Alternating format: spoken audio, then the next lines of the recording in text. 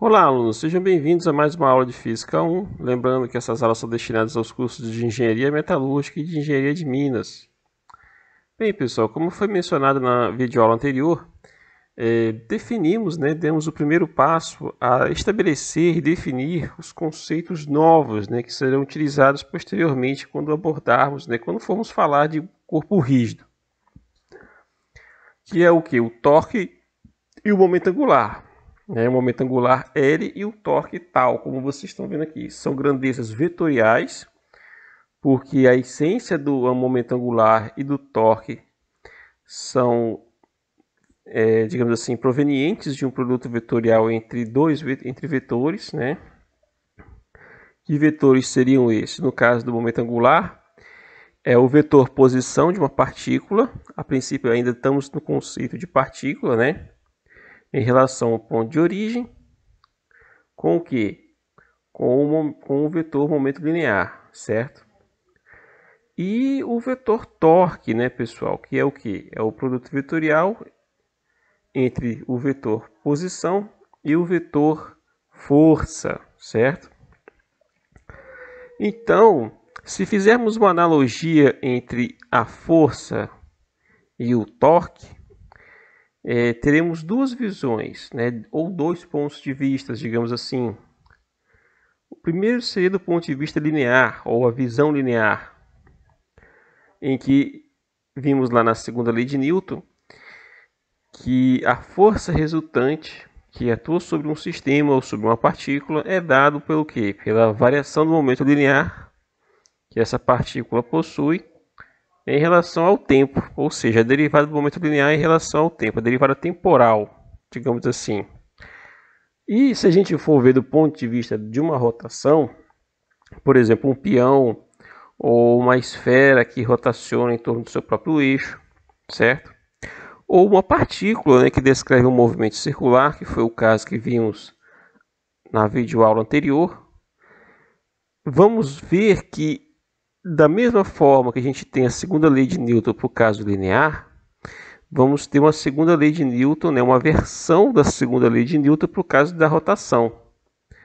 Que aí no caso aí a força ela muda, digamos assim, de nome, entre aspas, muda entre aspas, e passa a ser chamado de torque, E da mesma forma como vimos lá no caso linear, que a força resultante é a derivada temporal do momento linear, teremos o quê? Que o torque, na verdade, ele vai ser o quê? A derivada do momento angular em relação ao tempo.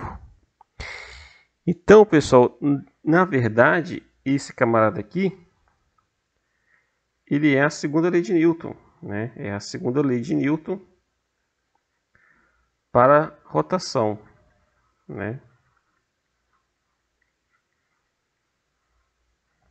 Para rotação. Então é a segunda lei de Newton para rotação. É a versão rotacional, digamos assim, da segunda lei. E vimos lá, no caso lá da primeira lei, da segunda lei de Newton, quando falamos lá das leis de Newton, e até mesmo anteriormente, quando o que acontece quando a força resultante, ou F, também mesma coisa, for nula, for igual a zero. Verificamos que nesse caso temos o quê? Que a derivada do momento linear em relação ao tempo é zero. Consequentemente, isso quer dizer o quê? Qual é a implicação disso? Que o momento linear é uma constante no tempo, Ele é uma constante no tempo. Não varia, Bom, é o que a gente chama de invariante. Invariante. É um invariante no tempo. Ou seja, não há nenhum tipo de alteração. É um invariante no tempo, um invariante temporal, né? Digamos assim, um invariante temporal. Ou seja, o momento linear se conserva no tempo. Pode passar o tempo que for, que o momento linear não vai ser alterado. A pergunta era, será que existe? A pergunta é, será que existe o equivalente no caso da rotação? Sim, existe sim. Se você tem aqui um torque nulo, né? O torque da força ser nulo, qual é a implicação disso, né? Qual é a implicação? A implicação que você vai ter que a derivada do momento angular em relação ao tempo é praticamente zero, né? É zero, é nula. E consequentemente, você tem o quê? Você tem um vetor momento angular também invariante no tempo.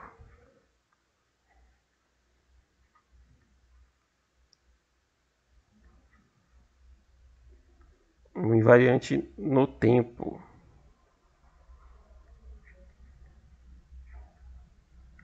Certo? Então, isso quer dizer o quê? Que o momento angular também se conserva. E aí verificamos, né, um caso específico de uma partícula de massa m, esférica, né, mas que descreve um movimento circular. Então, nesse caso aqui, que foi o exemplo anterior, uma partícula, vou colocar aqui, ó. O exemplo foi uma partícula esférica,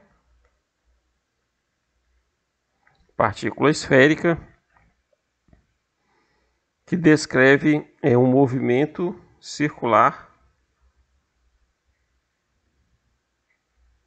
de raio constante, né? De raio R constante. Nesse caso aí, como é que a gente faz? Como é que foi feito, na verdade? Porque isso foi um exemplo da aula anterior, da videoaula anterior. Nesse caso, a gente mostrou que o momento angular, na verdade, você tinha um momento angular e tinha um torque, né? O momento angular era o que? É o vetor, posição R, produto vetorial com o momento linear da partícula, né? Nesse caso, tínhamos o que? Quem é o vetor R? O vetor R, ele é um vetor que está associado com a origem, né? A gente até o desenho, vendo do ponto de vista de cima, né? Tá aqui a origem, tá aqui o vetor R, e aí tínhamos o que? Um vetor momento linear nessa direção, ok? E a partícula estaria aqui, ó. A partícula seria o ponto azul. Isso aqui é uma visão superior, uma visão de cima, né? Da trajetória. E aí, fizemos o seguinte, não vamos calcular o vetor por enquanto, né? Apesar de ser um vetor, vamos calcular a componente. Como é que seria a componente do produto vetorial L, né? Perdão, do momento angular L. Ele é o que? A componente L. Componente vai ser quem? O módulo do vetor R, que multiplica o módulo do vetor P, que multiplica quem? O produto vetorial, né? Que é o que? Seno do ângulo entre esses dois vetores, né? Entre o vetor R e o vetor P. Obviamente a gente percebe aqui que o vetor entre os dois ângulos é o que? É 90 graus. Então você tinha aqui 90 graus. Então isso aqui é a definição de produto vetorial, certo? É o próprio R, o P é o P, seno de 90 é igual a 1. Quem é o P? Lembra lá da primeira parte da matéria? O P era quem? É o momento linear, que é massa vezes a velocidade. Então a componente do momento angular vai ser quem? Rm, que multiplica quem? Que multiplica a velocidade. Então você tem Rmv. Então esse aqui é o momento angular, certo? Ok? Vezes o seno do ângulo entre eles. No caso aqui, eu estou dizendo que os dois são perpendiculares, mas isso não é uma regra, entendeu? Não quer dizer que todas as vezes os ângulos têm que ser 90 graus. No caso, toda vez que você for fazer um movimento circular e pegar o vetor momento angular, ele sempre vai ser perpendicular em relação ao que? A origem, né? Porque o vetor R da origem até o ponto que a partícula está, esse vetor em relação ao vetor momento linear sempre será 90 graus no movimento circular.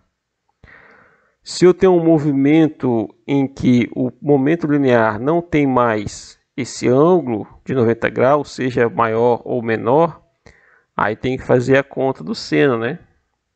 Tem que levar em consideração. Aqui eu coloquei o seno igual a 1. Né? O seno de 90 graus igual a 1. Porque esse é o valor do seno de 90. Por isso que aparece RMV.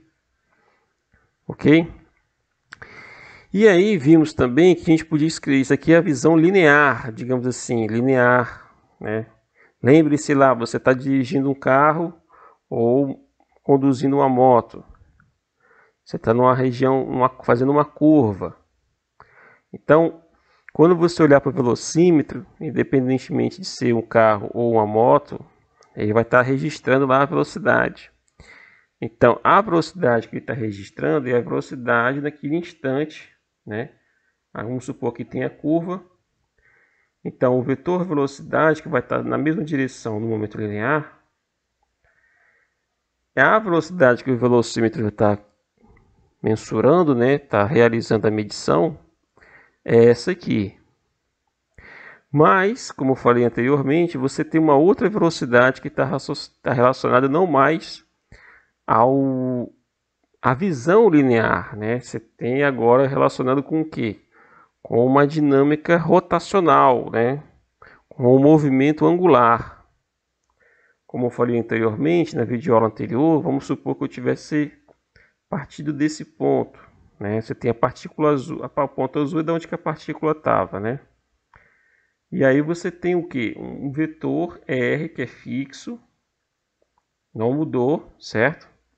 Mas agora eu vou apagar aqui para não confundir, então vou colocar esse R aqui em cima. Agora você tem o que? Uma variação de um ângulo θ, certo? Esse ângulo θ, ele vai mudar à medida que a partícula vai saindo das posições, né?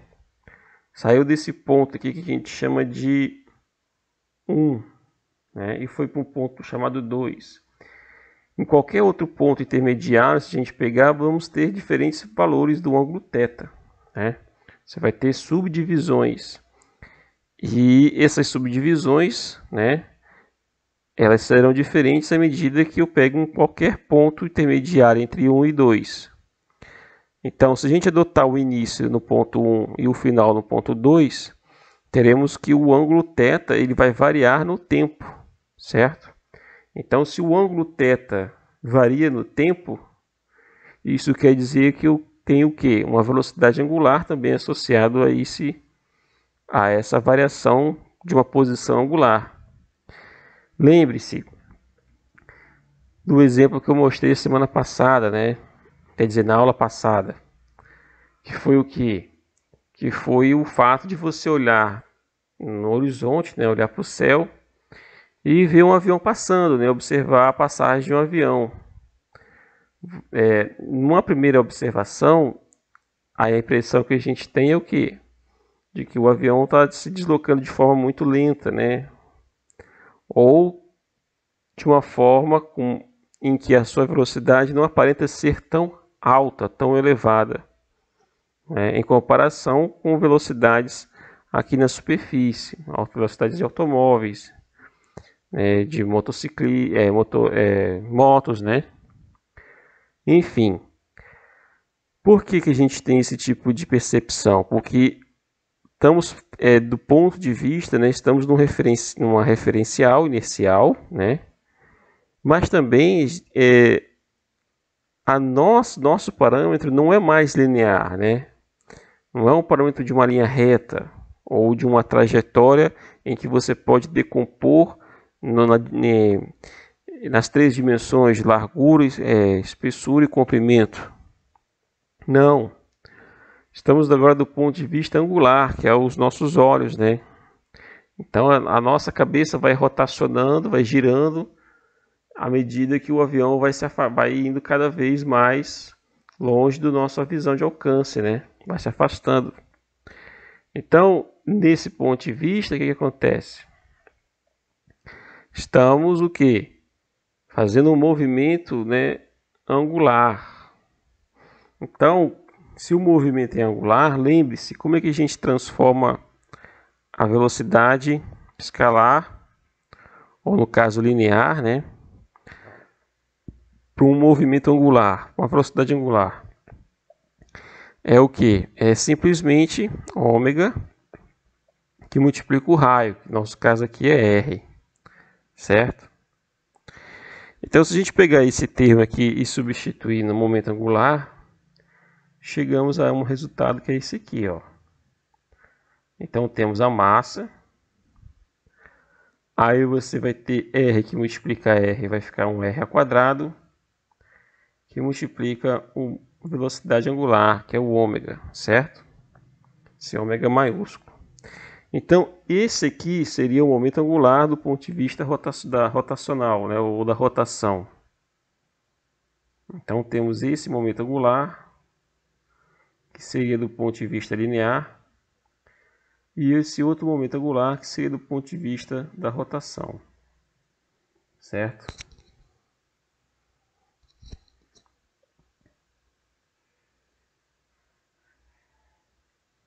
Ok? Então, temos essas duas visões, né, ou dois pontos de vista do momento angular, ok? Na verdade, a gente está mudando o sistema de coordenadas, né? Estamos saindo de um sistema de coordenadas e indo para um outro sistema de coordenada.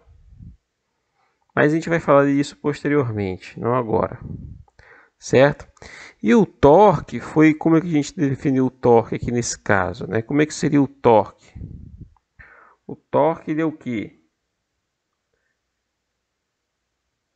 A gente calculou o momento angular, né? E o torque? Como é que faz para calcular o torque? O vetor torque ele é quem? Ele é R, o quê? Produto vetorial F, né? Nesse caso aqui, seria prudente calcular dessa forma? A gente não tem a princípio, a gente não sabe que tipo de força que está atuando na partícula, certo? Ah, Francisco, a gente já sabe, a força centrípeta, né? Porque está descrevendo um movimento circular. Tudo bem, não está errado. Então a aceleração seria uma aceleração centrípeta. Mas vamos ver o seguinte. Não está errado fazer o cálculo vetorial. No caso, a gente definiria a força centrípeta, né? O F seja de natureza da força centrípeta, que é menos, repare, é menos, estou falando de vetor, né? É menos quem? A velocidade ao quadrado divididos por quem? Pelo raio, né? Vezes quem? Vezes o vetor unitário R. No caso aqui, o raio é um R minúsculo, né? Certo? Então isso aqui seria o quê? Por que R? Porque a força centrípeta está apontando na direção do centro da curvatura, né? Então ela estaria nessa direção aqui, ó. Como estou fazendo aqui no desenho. Então a força centrípeta Estaria nessa direção. Negativo por quê? Porque a orientação positiva é o contrário, da origem até o ponto de partícula. Da ponta da partícula, né? Seja o ponto 1 ou o ponto 2. E a força está apontando para o centro, né? E aí, quando a gente for fazer o produto vetorial, quem é essa força e quem é o vetor R, né? Repare o seguinte, observe aqui o que vai acontecer. O vetor R, ele é a componente dele que multiplica quem? Que multiplica o quê? O unitário naquela direção ali, certo? Então, quando a gente faz o produto vetorial, o que vai acontecer aqui no produto vetorial? Do torque. Você vai ter R, já substituindo aqui, né? Você tem um R, unitário R, produto vetorial o quê? Menos o V ao quadrado, R, unitário R. Certo? Então, observe o seguinte. Opa, aqui faltou a massa, tá? Isso aqui é força, não é aceleração. Então, só corrigindo aqui, faltou a massa menos. Pronto, porque é massa vezes aceleração, certo? Estou falando de força. Então, aqui faltou a massa. Vamos colocar a massa bem aqui, ó. Certo? Então, vou fazer novamente, né? Ter o capricho de fazer de novo. Então, você tem R unitário, chapéu R, né? Produto vetorial, aí você tem menos a massa. E aí você tem o que? Eu vou V ao quadrado sobre R unitário R. Certo? Então, pessoal, eu não preciso nem fazer a conta. De cara a gente já sabe o que. Mas vamos fazer, vamos lá, vamos fazer a conta. Você vai ter quem? R que multiplica menos, né, massa, V ao quadrado sobre R. Agora você vai ter o que? R, o produto vetorial unitário R. Produto vetorial entre dois vetores iguais ou que tenham a mesma direção é o que esse produto vetorial? É zero, pessoal. Por quê? Porque o produto vetorial entre dois vetores idênticos, o ângulo entre eles é zero. E o seno de zero é quanto? É zero, né? Então, esse produto vetorial aqui é zero. Certo? Produto vetorial entre dois vetores iguais. Certo? Então, esse produto vetorial é zero. Então, o torque de uma partícula que descreve, uma partícula esférica que descreve um movimento circular em torno de um ponto O é zero. Certo? É zero. Ok? Isso leva a crer o seguinte, né? Quando a gente for falar lá de gravitação depois, lá na última parte da disciplina, a gente vai ver que isso é muito importante. Por quê? Porque, por exemplo, a gente pode pegar esse mesmo raciocínio e aplicar, por exemplo, o movimento de um satélite que gira em torno da Terra, ou o movimento da Terra em torno do Sol. Certo? Como, supondo que a órbita seja circular, que na verdade não é, mas a gente pode fazer uma aproximação de que ele seja, né, uma hipótese, o que vai acontecer? Vai acontecer que a força gravitacional, né, ela vai agir como a força de atração gravitacional entre o Sol e a Terra, vai gerar uma interação que vai, como se diz, atuar como se fosse uma força centrípeta, né? Porque a Terra descreve uma trajetória circular em torno do Sol. Então essa força centrípeta vai ser o que? De natureza gravitacional. Ok? E aí é o que? É nula o torque dessa força. Porque a gente vai chegar à conclusão de que o torque dessa força é nulo. E isso só é verdade se e se somente se essa força for do tipo central. Francisco, o que é uma força central? Uma força central, pessoal, é uma força que aponta sempre na direção central a trajetória de uma curva, né? Então, mas isso a gente vai falar depois, quando a gente for falar lá da parte de gravitação, tá? Isso aqui é só, digamos assim, um pequeno spoiler que eu estou dando para vocês. Então, a gente verifica que em movimentos curvos, né? A princípio, em movimentos curvos, a gente tem o quê? Que o torque dessa força é o que? É nula.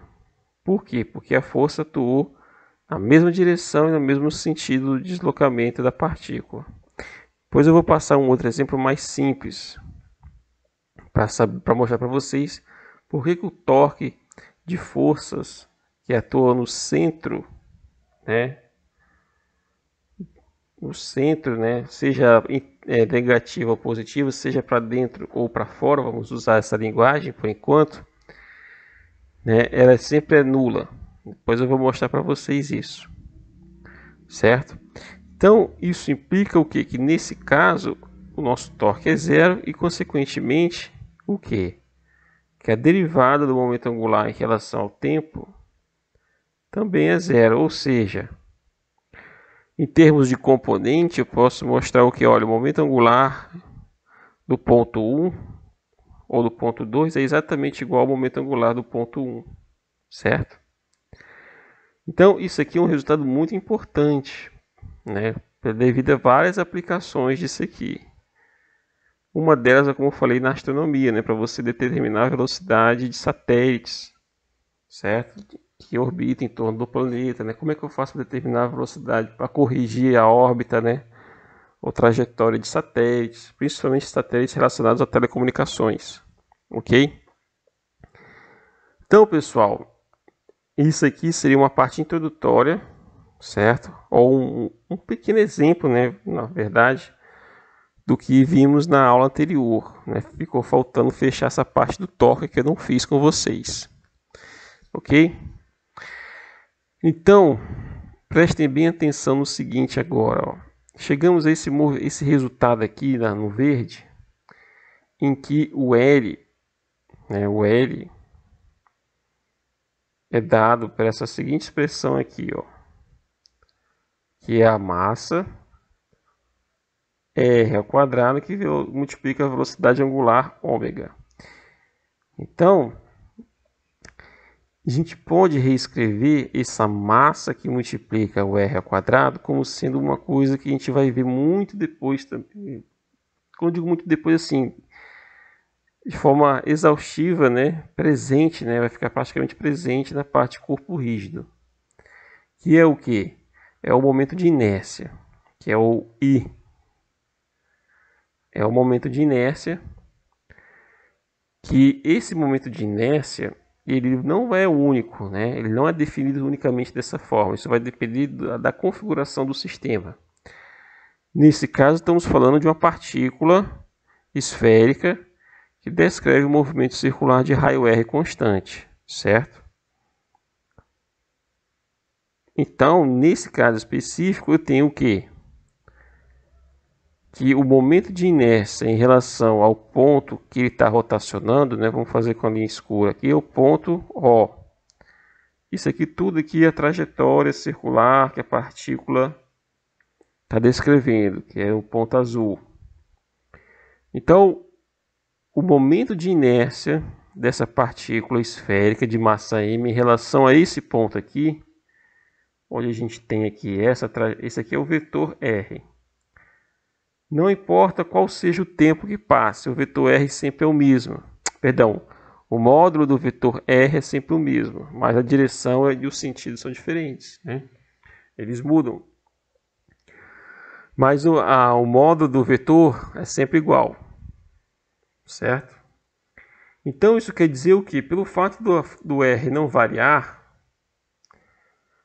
e do vetor força resultante, a força resultante que aqui é de natureza centrípeta, né? Vamos colocar aqui a força resultante, aqui o vetor unitário R é nessa direção aqui, ó, unitário R. É na direção apontando para fora. O centro está aqui e está apontando para fora. Mas o vetor força resultante ou aceleração, vamos colocar aceleração, né? O vetor aceleração centrípeta, ele é na direção contrária, aponta para dentro da curva, né? Nunca para fora, para dentro, certo? Por quê? Porque a ideia é ele atrair o que? O objeto mais próximo possível para o interior da curva, né? Para o centro de curvatura dele. Então, por isso que tem aqui esse sinal negativo que eu mostrei para vocês, certo? Mas repare que se a gente pegar essa aceleração e multiplicar pela massa, a gente vai ter o que? A força centrípeta. E o produto vetorial entre a força centrípeta e o vetor R, ou o vetor R, na verdade é o vetor R com o que? Com a força centrípeta, né? Lembrando que a ordem altera sim, né, o resultado. Então, o torque desse camarada aqui, como a gente viu anteriormente, é zero. Né? Por quê? Os vetores são o quê? Coplanares, né? Colineares, na verdade. Estão na mesma linha que passa pelos dois vetores, certo? E o torque é nulo, mas o momento angular é o que? É constante. Então, existe uma conservação do momento angular. Então, nesse caso, isso significa o quê? Que a derivada do momento angular é igual a zero em relação ao tempo. Então, o momento angular é constante, né? E aí cai novamente no que eu tinha colocado aqui no retângulo vermelho. Se a gente pegar dois pontos diferentes, por exemplo, o ponto 1 e o ponto 3, ou o ponto 2 aqui embaixo, se a gente calcular o momento angular associado com o ponto 1 e o momento angular associado com o ponto 2, eles serão iguais. Então aqui é uma primeira lei de conservação do ponto de vista da rotação, certo? E aí a gente chega à conclusão de que podemos escrever também, né, uma opção alternativa, escrever o que? Que o momento angular, ele pode ser definido como sendo quem? Como sendo o que? Esse momento de inércia, mr ao quadrado, porque o resultado é o que? Momento angular, que a gente calculou mr ao quadrado, que ômega, né? Então a gente pode reescrever esse cara. Agora é um vetor, prestem atenção, é o vetor, não é mais a componente, é o vetor. O vetor momento angular ele pode ser escrito como sendo o quê? Uma grandeza escalar, que é chamada momento de inércia, que multiplica quem? O vetor, né? O vetor ômega. Não é um produto vetorial, é um produto escalar entre uma grandeza escalar com uma grandeza vetorial, que vai me gerar o quê? Um vetor, certo? O I é uma grandeza escalar, esse I maiúsculo, que é o que a gente chama de momento de inércia. É escalar, que é o que está relacionado com a massa e o que? O raio ao quadrado, né? Então, no caso aí, a gente está falando que massa e área, né? A massa que multiplica a dimensão de massa, né? Da partícula ou do objeto. E a distância desse objeto até o ponto da qual ele está descrevendo essa trajetória curva. Então, a gente está falando aqui de uma área, né? Que é r ao quadrado é o quê? A unidade de r é distância, né? Perdão, a dimensão de r é o que? É distância. Então, se você eleva r ao quadrado, você vai ter distância ao quadrado. Distância ao quadrado é o que? É área, né? Então, você está tendo aqui uma área multiplicada por uma massa e multiplicada por um vetor ômega, né? Que é a velocidade do ponto de vista da rotação, certo? Que aí a gente está falando de velocidade angular, certo? Então, prestem atenção nessa parte aqui, que isso é importante. Então, o momento angular ele sempre vai estar apontado na mesma direção da velocidade angular, que é o que? Saindo para fora do quadro. Se a gente for fazer no sentido, se for no sentido anti-horário, que é esse aqui, é o que? É positivo. É a regra da mão direita, né? Você coloca estica a palma da mão e tenta fechar ela, novamente fechar a sua mão, rotacionando o polegar na direção superior. Se for o contrário, né?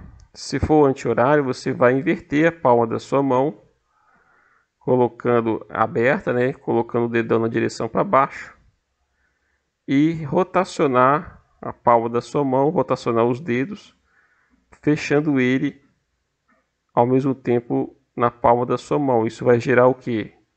Um movimento de rotação descendente, né? Ela é mais ou menos a posição do imperador romano, quando ele colocava um ok para deixar o adversário lá do gladiador vencedor vivo, e para que o gladiador que fosse derrotado fosse morto, ele colocava o dedão para baixo, né? Então era a mesma coisa, que a gente pode fazer uma comparação, né? Uma forma de lembrar seria esse exemplo aí, que é um pouco meio do passado, né? Seria mais ou menos isso aí, né? Seria esse tipo de lembrança histórica para poder, digamos assim, saber qual é a direção do momento angular e consequentemente da velocidade angular. Então o i é um escalar e o ômega é uma grandeza vetorial. Certo? É uma grandeza vetorial. Tanto que o produto de um escalar com um vetor dá o quê? Dá um vetor, que é como vocês estão vendo aqui com o momento angular, certo? Então, esse ponto aqui é um ponto muito importante, ok? Então, o vetor escalar, perdão, momento angular sempre possui a mesma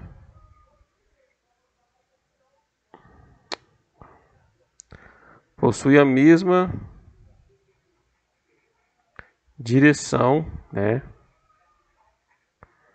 e sentido de quê? Do vetor velocidade, do vetor velocidade angular. Então isso é importante vocês memorizarem isso, assimilarem essa parte aqui, ok? Então, pessoal, o que a gente aprendeu hoje? O que eu mostrei para vocês hoje? Fizemos uma revisão da aula passada, né, dos conceitos de torque e momento angular, certo? Mostrei para vocês que da mesma forma que existe uma analogia da segunda lei de Newton para o caso linear, vai ter o equivalente da dinâmica no movimento de rotação, né? Que aí a gente chama de torque, não chama mais de força, e a gente não chama mais de momento linear, a gente chama de momento angular.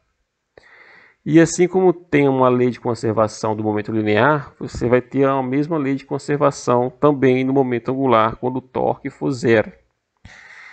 E no caso de uma partícula esférica, né, que descreve um movimento circular de raio constante, a gente chegou à conclusão de que, do ponto de vista linear, o que acontece com o momento angular? Ele vai ser dado pelo produto da massa, velocidade e o raio, né, ou a distância que une o ponto de origem até o ponto da qual está descrevendo aquela trajetória.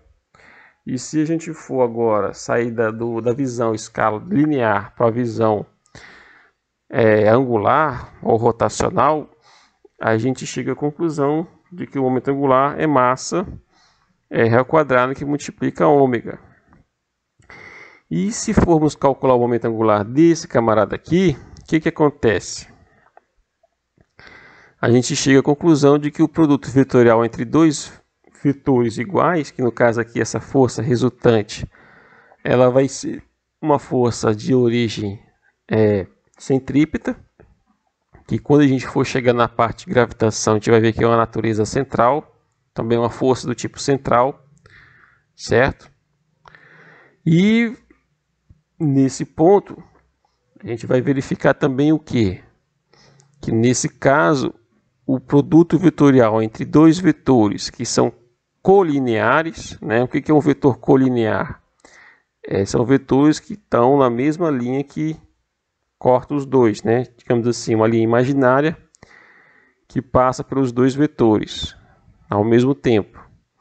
Então, nesse caso, temos o quê?